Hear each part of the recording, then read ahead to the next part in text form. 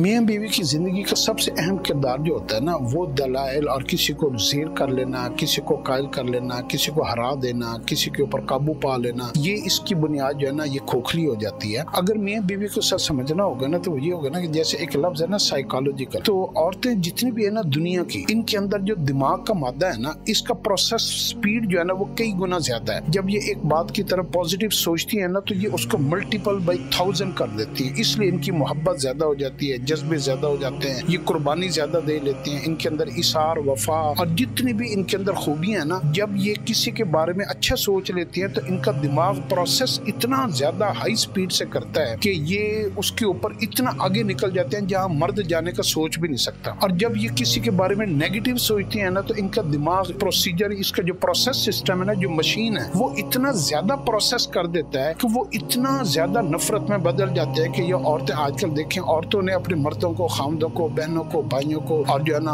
बापों को कत्ल करना शुरू कर दी है। तो ये इनका नेगेटिविटी जब इनके अंदर बढ़ती है तो नेगेटिविटी भी 1000 के साथ मल्टीप्लाई हो जाती है। तो इनको आपने बड़ा हिसाब से, जिसने औरत को डील करना सीख लिया ना, वो दुनिया का सबसे समझदार तरीन इंसान है। इसको एक बैलेंस में रखना सबसे मुश्किल काम है। जैसे इंसाफ का तराजू रखना एक बादशाह के लिए, जज के लिए कितना मुश्किल काम है, औरत को भी खामिद का, बाप का, भाई का, बेटे का, अपनी माँ को, बहन को, बीवी को और बेटी को बैलेंस रखना बड़ा मुश्किल काम है। ये कोई आसान काम नहीं है। हम ये समझते हैं कि जनाब ये कोई खाला जी का और ये जो ना मामूली सा काम है। तो इसके लिए मर्द को बड़ा समझदार, शऊरी और औरत को स्टडी करना। अगर आप खूबसूरत, अच्छी, बेहतरीन जिंदगी गुजारना चाहते हैं ना, तो आप अपने घर की खवातीन को स्टडी करना शुरू करें। इसको क्या चीज पसंद है और अगर उसकी पसंद से हटाना है तो कैसे हटाना है, इसको क्या चीज ना पसंद है और अगर वो चीज इसको देनी है और उसको पसंद नहीं है और उसको वही खाना खिलाना है, वही कपड़े देने हैं, तो इसको क्या चीज